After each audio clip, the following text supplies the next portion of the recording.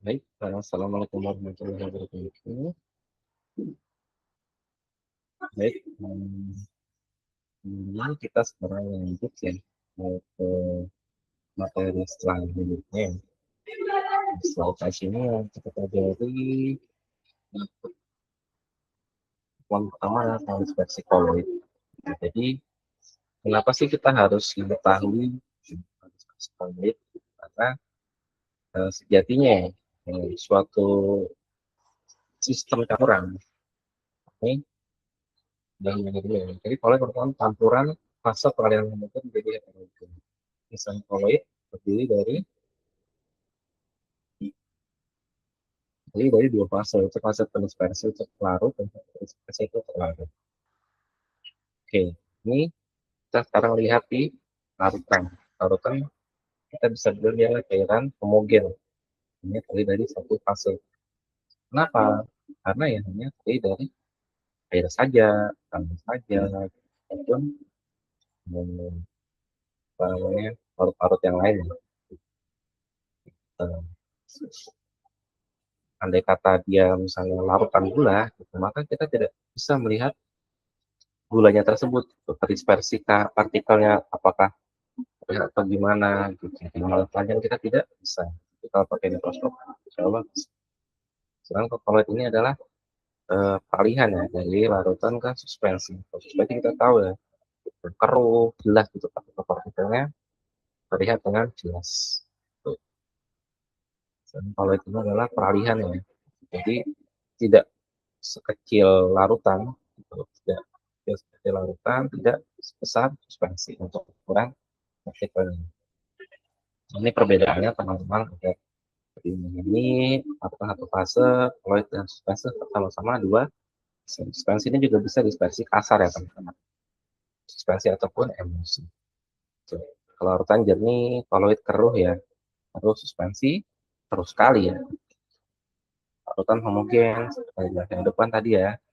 Sementara kalau koloid antara homogen dan heterogen dia peralihan seperti itu heterogen. Nah ini yang terpenting adalah parameter diameter partikelnya. Ukuran dari 1 nanometer. Ya tidak bisa kita lihat dengan mata telanjang. Harus menggunakan alat. Kemudian koloid 1 sampai 100 nanometer. Itu. Nah, ini sangatlah 1 sampai 100 nanometer. Kalau di atas 100 nanometer gimana, Pak? Dia emosi. Kan emosi ada emosi kan juga salah satu contoh koloid ya. Tapi kalau misalnya ukuran partikelnya ada 100 nanometer, maka dia masuk ke dispersi kasar. Yang diameter di atas 100 nanometer. 0,1 mikron. Lalu tidak dapat disaring, koloid tidak dapat disaring dengan penyaring biasa. Penggunaan ultrafiltrasi ya. Karena suspensi dapat saring. Larutan tidak memisah jika didiamkan, nih, karena satu fase ya teman-teman ya. Jadi mau kita biarin sampai lama pun ya tidak akan ada yang terpisah, karena cuma satu fase. Dan kalau koloid tidak memisah jika didiamkan. Dan suspensi memisah jika didiamkan. Jadi kalau kita biarin maka dia akan terpisah. Gitu. Tapi suspensi atau emosi yang baik ya, sistem dispersi kasar yang baik ketika memisah bisa digabung kembali atau dispersi kembali. Nah, ini jenis koloid, fase terdispersi, fase terlarutnya ya, fase terdispersi, fase pelarutnya. Jadi kalau misalnya padat dalam padat, maka dia contohnya adalah sol padat, program paduan kaca berwarna. Program paduan kaca berwarna baja ya. Baja termasuk dari sol padat. Kalau padat dalam cair, contohnya ini, cat, tinta, kanji. Sedangkan kalau padat dalam gas, berarti soal asap, debu, dan disebut dengan ini ya, cair dalam padat, cair dalam cair, dan masih cair. Tapi ada persyaratannya itu diameter partikelnya tidak boleh melebihi 100 nanometer. Ini contohnya tadi ya, debu, gas, tinta, kaca berwarna, aduan logam, susu, awan, buih, sabun. Nah, nih Kalau dari mana dia koloid, kita bisa tes gitu. Satunya menggunakan efek Tyndall ya ini. Jadi kalau kita berikan cahaya, cahaya misalnya di sini.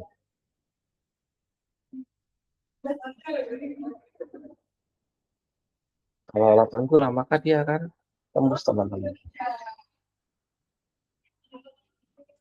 Sedangkan kalau misalnya dia air kembang kelapa, susu,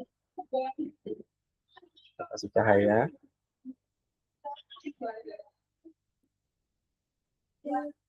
maka dia akan terlihat kertas cahaya teman-teman. Gitu. Dia dapat menghembuskan cahaya. Ini yang disebut dengan efek Tyndall. Oke, next. Ini tadi ya, ada di bioskop, juga ada sapu ngepel, maka cahaya proyektor akan terlihat lebih terang. Matahari masuk yang melalui jendela, ventilasi. Kemudian daerah berkabut, sorot lampu, mobil terlihat lebih jelas ya karena tertinggal tadi ya. Berbeda ketika daerah tidak berkabut, maka tidak terlihat sorot lampu mobil. Kemudian yang kedua adalah gerak drone di sini. Jadi sebagian dari kolet ada dua, gerakan thermal dan gerakan akibat gaya gravitasi. Oke. Partikel kolet senantiasa bergerak terus-menerus dengan gerakan patah-patah atau zigzag yang kemudian dikenal dengan gerak drone. Ini adalah teori yang dikemukakan oleh Robert Brown pada waktu mempelajari gerak serbuk tepung sari ya di dalam media saya. Itu. Penyebabnya apa? Jadi akibat tumbukan tidak seimbang dari molekul-molekul medium terhadap partikel koloid. Mengapa gerak drone dikatakan dapat menstabilkan koloid? Ya karena partikel-partikel koloid bergerak terus-menerus menghasilkan gerakan yang dapat mengimbangi gravitasi. Sehingga koloid itu tidak akan mengendap. Nah, ini contohnya ya. Jadi kalau dia gerak terus-menerus, maka eh, tidak ada kesempatan untuk mengendap. Tapi kalau misalnya dia beragregasi, maka lama-kelamaan akan mengendap ya. Gitu. Karena apa namanya, tidak ada gerakan gitu, kemudian bergabung jadi partikel-partikel yang besar gitu. Sehingga dengan ukuran partikel semakin besar, maka ada kecenderungan untuk mengikuti hukum Stokes. Jadi di pengendapan di sini, sedimentasi. Kemudian berikutnya sifat listrik yang sifat listrik adalah salah satu dari sifat koloid ya yang bisa kita pelajari. Karena koloid dapat bergerak dalam medan listrik. Pergerakan inilah yang disebut dengan elektroforesis. Koloid mempunyai muatan di permukaannya disebabkan oleh penionan atau penyerapan muatan. Sol hidrofilik seperti larutan protein, muatan diperoleh terutama karena ionisasi gugus karboksil atau COH, gugus amino atau NH3+. Pada pH tinggi, protein bermuatan negatif. Pada pH rendah, protein bermuatan positif. Jika partikel koloid bermuatan positif, maka jika dikenai medan listrik, partikel akan bergerak menuju katoda dan sebaliknya. Dan ini harus kita ketahui, di elektroforesis tadi gerakan partikel koloid bermuatan oleh pengaruh medan listrik. Pada elektroosmosis, gerak partikel koloid bermuatan melalui membran semipermeabel oleh pengaruh medan listrik. Potensial aliran partikel koloid dipaksa bergerak melalui pori membran. Jadi kebalikan dari elektroosmosis. Dengan potensial sedimentasi, partikel koloid bermuatan mengendap karena pengaruh perbedaan osmosis yang melalui selaput atau membran semi permeabel. Berikutnya adsorpsi. Adsorpsi berbeda dengan absorpsi. Kalau absorpsi itu adalah fenomena permukaan ya. Jadi kalau di sini proses melekatnya suatu zat pada permukaan partikel cairan. Kalau absorpsi berarti proses terserap atau masuknya senyawa dari luar sel ke dalam sel. Gitu. Jadi berhati-hati dengan istilah ya teman-teman. Ukuran partikel koloid kecil sehingga permukaannya luas. Jadi kalau ukuran partikel kecil sudah pasti kompensasinya luas, permukaannya semakin tinggi. Sudah menyebabkan kemampuan absorpsi yang besar. Partikel koloid akan bermuatan listrik apabila partikel koloid menyerap ion yang bermuatan. Yang tersebut menempel pada permukaan koloid sehingga partikel koloid itu akan bermuatan. Ini gambar soal FeOH 3 kali. Mampu mengabsorpsi ion H+ sehingga sol FeOH3 sol Fe OH 3 kali bermuatan positif. Berikutnya koagulasi. Koagulasi adalah penggumpalan partikel koloid sehingga kestabilan sistem koloid menjadi hilang. Sebabnya apa? Ya pertama pemanasan, kedua pendinginan, gitu. Kemudian ketiga penyaluran elektrolit, empat evaporasi yang berlangsung lama. Pemanasan ya teman-teman pernah lihat lah ya kalau misalnya kita apa namanya merebus telur ya, lama kelamaan pasti telurnya menjadi padat. Terkoagulasi ya. Contoh yang paling mudah teman-teman yang lakukan. Oke, koagulasi koloid karena penambahan elektrolit terjadi sebagai berikut. Koloid yang bermuatan negatif akan menarik ion positif atau kation. Dengan koloid yang bermuatan positif akan menarik ion agregat, menarik ion negatif atau anion. Ion tersebut akan membentuk selubung lapisan kedua. Selubung lapisan kedua. Apabila selubung lapisan kedua itu terlalu dekat, maka selubung itu akan menetralkan muatan koloid sehingga terjadi koagulasi. Makin besar muatan ion, makin kuat daya tariknya dengan vertikal koloid, sehingga makin cepat terjadi koagulasi. Nah, gambar sini memperlihatkan bahwa ion fosfat yang bermuatan 3 minus, itu ini fosfat PO4 3- tertarik lebih dekat daripada ion kode yang bermuatan 1-, walaupun konsentrasi ion fosfat itu lebih kecil. Ini contoh proses koagulasi. Sistem koloid dengan partikel sol yang bermuatan negatif, kemudian ion Ag plus yang bermuatan positif ya, tambahkan ke sistem koloid dengan partikel sol yang bermuatan negatif. Partikel sistem koloid menjadi netral, partikel sol sistem koloid akan menggumpal dan selanjutnya mengendap ke koagulasi. Untuk koagulasi tadi yang merebus telur mentah di dalam air, menginginkan agar agar panas ya. Gitu. Kalau kita setelah membuat agar kan kalau kita dinginkan maka dia akan mengerah ya teman-teman. Itu contoh koagulasi. Pembentukan delta di muara sungai, nah ini jarang bisa kita simak ya. Kejadian air sungai, juga jarang bisa kita lihat. Pengumpulan karet dalam lateks, ini mungkin buat teman-teman yang di sekitarnya ada pohon karet ya bisa dilihat. Kemudian pengumpulan asap debu pabrik dengan pengendap. Nah, berikutnya koloid pelindung. Ada suatu sistem koloid yang ditambahkan pada koloid lain sehingga dihasilkan koloid yang stabil.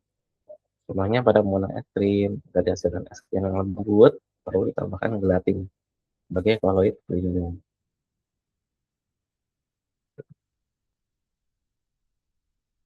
Nah, kemudian koloid yang medium dispersinya cair dibedakan menjadi dua jenis yaitu liofil dan liofop. Misalnya ya, liofil. Kalau liofil, koloid yang punya daya tarik menarik yang cukup besar antara zat terdispersi dengan mediumnya. Ini koloid liofil lebih kental dan lebih stabil dari koloid liofop. Karena masa terdispersi dibungkus oleh mediumnya sehingga terhindar dari pengelompokan koagulasi. Hanya disebut solvatasi atau hidratasi. Pedofil bersifat reversibel karena apabila terjadi pengumpalan untuk pengendapan itu ditambah kembali oleh diofil, endapan yang akan larut. Dan kalau itu diofop, kalau itu yang daya tarik menariknya antara zat terdispersi dan mediumnya tidak ada atau sangat lemah. Kalau diofop akan stabil apabila mengabsorpsi suatu ion. Ini perbedaan antara koloid diofil dan koloid diofop. Kalau koloid diofil stabil, mantap ya. Jadi hampir tidak terjadi sedimentasi.